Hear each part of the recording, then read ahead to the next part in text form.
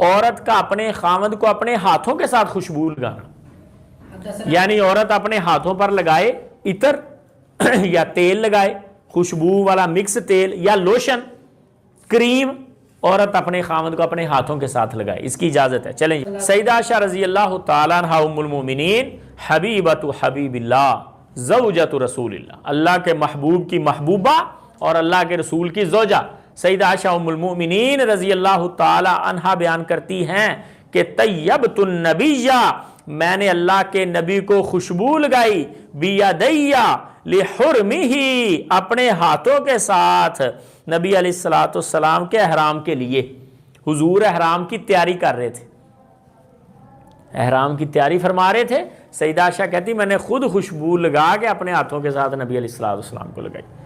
تو احرام باندھنے سے پہلے خوشبو لگا سکتے ہیں، کپڑے کو بھی لگا سکتے ہیں، جسم کو بھی لگا سکتے ہیں۔